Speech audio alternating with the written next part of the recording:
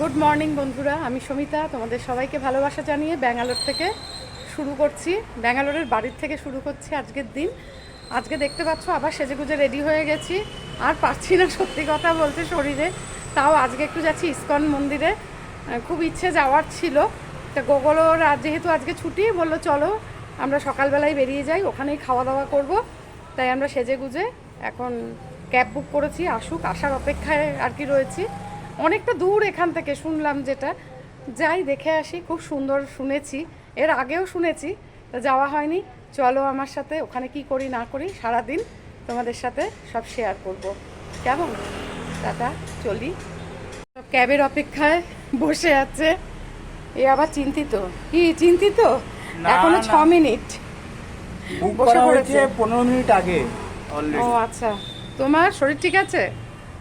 আর দেখো, কালকে আমরা এই ফুল নিয়ে এসেছি, ফুল গাছ নিয়ে এসেছিলাম, গাঁদা গাছ নিয়ে এসেছিলাম সাই বাবার মন্দিরের সামনে নার্সারির থেকে। আর একটা ফুটছে।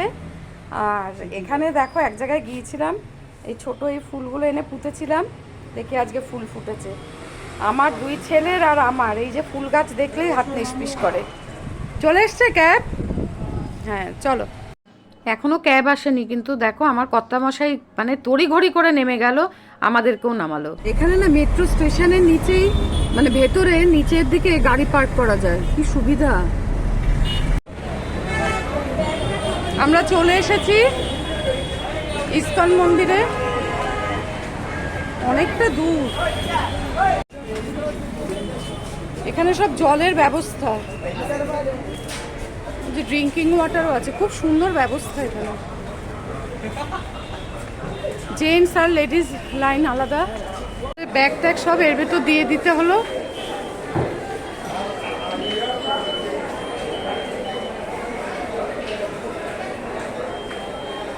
এখানে সিস্টেম এত সুন্দর, এই যে 5 টাকা জুতো রাখার জন্য, এটা পেইড কাউন্টার। মন্দিরে প্রবেশ করার আগে বাথরুম, লেডিস জেন্টস খাবার জল সব ওখানে অ্যাভেলেবল। এদিকটা হচ্ছে পার্কিং এরিয়া। এই হচ্ছে মন্দির।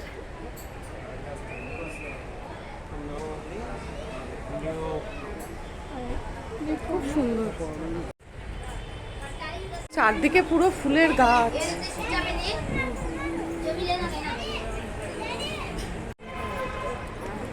এবার আমরা মূল মন্দিরে প্রবেশ করছি।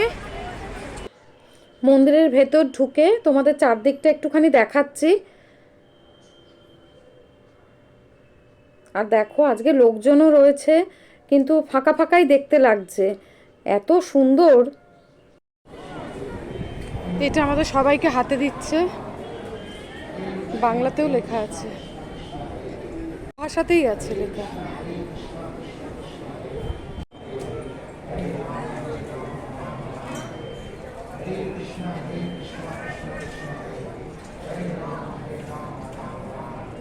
সব স্টেপ করে দেওয়া আছে, একটা একটা করে স্টেপ গিয়ে গিয়ে মন্ত্র বলতে বলতে যেতে হবে। কৃষ্ণ হরে কৃষ্ণ, কৃষ্ণ কৃষ্ণ হরে হরে, হরে রাম হরে হরে, হরে রাম হরে রাম, রাম রাম হরে হরে, কৃষ্ণ কৃষ্ণ কৃষ্ণ হরে হরে, হরে রাম রাম, রাম হরে হরে, হরে কৃষ্ণ কৃষ্ণ কৃষ্ণ হরে হরে, হরে রাম রাম রাম হরে হরে। প্রত্যেকটা স্টেপে বলতে হচ্ছে কৃষ্ণ হরে হরে, হরে রাম রাম রাম হরে হরে। সুন্দর 108 শ্রীকৃষ্ণের নাম করে করে, জপ করে করে আমরা ওই সিঁড়িগুলো দিয়ে উঠে এখানে বজরংবলী বাবার মন্দির প্রণাম করলাম, করে এখন এই মন্দিরে ঢুকছি, শ্রীকৃষ্ণের মন্দিরে, রাধাকৃষ্ণ মন্দির। মূল মন্দিরে যাওয়ার আগে দুটো মন্দির আছে, সেখানে ঠাকুর দর্শন করে তারপর মূল মন্দিরে যেতে হয়। আর পরিবেশ এত সুন্দর, আর একটু এই যে এতগুলো সিঁড়ি স্টেপ বাই স্টেপ উঠছি, কোনো কষ্ট হয়নি। এখানে পুজোর সব পাওয়া যাচ্ছে, পুজো দেওয়ার। আবার এইখানটা দিয়ে ঢুকবো, এখানটা দিয়ে বের হতে হবে, এই জায়গাটা আটকে দিয়েছে।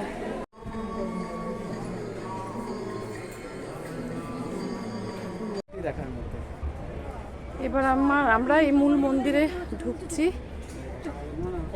এখান থেকে কত সুন্দর দেখতে লাগছে,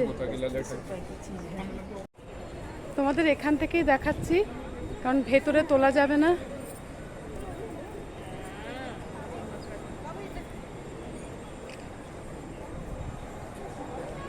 বাইরে থেকে যতটা তোমাদের দেখাতে পাচ্ছি। এখান থেকে সিংহাসনটা দেখা যাচ্ছে খালি। এই বাইরেটা থেকে সিঁড়ি থেকে যতটুকুন দেখা যায় ততটুকুন তোমাদের দেখালাম। তারপর ঠাকুর দর্শন করে এই নিচে নেমে আসলাম। পুরো না একদম সিস্টেমেটিক, একটা দিয়ে ঢুকে আরেকটা দিয়ে বেরোনোর। তাই এইখানে সব আমি ঘুরিয়ে ঘুরিয়ে তোমাদের দেখাচ্ছি যতটুকুন দেখানো সম্ভব আর কি। আর প্রচুর জিনিসপত্র এখানে বিক্রি হচ্ছে, মানে কত যে বিক্রির, মানে এই জিনিসপত্র কেনার জন্য কত যে রুম আছে না, সব জিনিসপত্র বিক্রি করছে যেখানে। আবার খাওয়ার দাওয়ারেরও একটা সেকশন। আবার এখানে দেখো আমরা কিছু তো জিনিস টুকটাক কিনলামই, আর এগুলো তো কিনতেই হবে, না কিনলে হবে না। তা খুব ভালো লাগছিল, মায়াপুরের কথা ভীষণভাবে মনে পড়ছিল জানো তো। এইবার আসলাম খাওয়ার, কত কি খাওয়ার যে বিক্রি করছে ক্যান্টিনে, কল্পনা করতে পারবে না। সিঙ্গারার থেকে নোনতা নানা রকম জিনিস, মিষ্টি, ভোগ, পোলাও, গজা, কোনোটা বাদ, দেখো রসমালাই, কোনোটা বাদ নেই।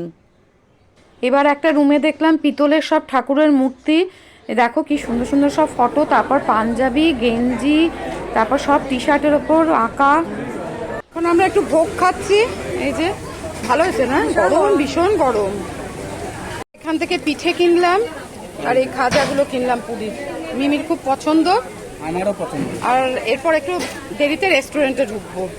এখানে প্রসাদ দিচ্ছে, সেখানে কি সুন্দর ফোয়ারা সব করা, রাতের বেলা আরো ভালো লাগবে।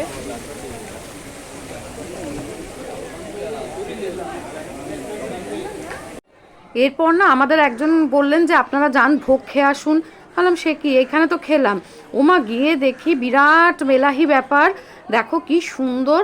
আর সবাই এরকম ভোগ খাচ্ছে, কোনো কুপন টুপন কাটতেও হয়নি, কিছু না, পুরো মানে বিনা পয়সায়। মানে কত লোক যে এখানে খায় কল্পনা করা যায় না, মানে অমৃত সমান বলে না ঠাকুরের ভোগ। খুব ভালো, মানে আমরা এনজয় করলাম গো, মন ভরে গেল ঘুরে দেখে ঠাকুর দর্শন করে। আর এখান থেকে আমি একটা জিনিস কিনলাম, সেটা হচ্ছে আমি এখান থেকে গোপাল নিয়ে গেলাম, আর রাধাকৃষ্ণের ছোটো ছোটো সব মূর্তির স্টিকারগুলো সেগুলোও কিনলাম। আমার অনেক দিনের ইচ্ছে ছিল, কি জানি এখানে এসে কি হলো, না টানলে তো হয় না, খুব টানলো, ব্যাস গোপাল কিনে নিয়ে বাড়ি চললাম। আর ভীষণ মানে মুগ্ধ হয়ে সব দর্শন করলাম, ভালো লাগলো। ভিড়টাও আজকে কম ছিল। আর ভিতরে তো যেহেতু ফটো তোলা নিষেধ, ভিডিও করা নিষেধ, তাই তোমাদের দেখাতে পারলাম না। সোনার সিংহাসন, ভীষণ সুন্দর, রাধাকৃষ্ণ মূর্তি, সব ঠাকুরের মূর্তি জল জল করছে একদম, করে সব তো ভেতরে তোমাদের দেখালাম। এখন ভোগ খেলাম, বাইরেটা একটা ঘুরি। আজকে তাহলে এই পর্যন্তই, সবাই ভালো থেকো, ঠাকুরের কাছে সবার জন্য মঙ্গল কামনা করি।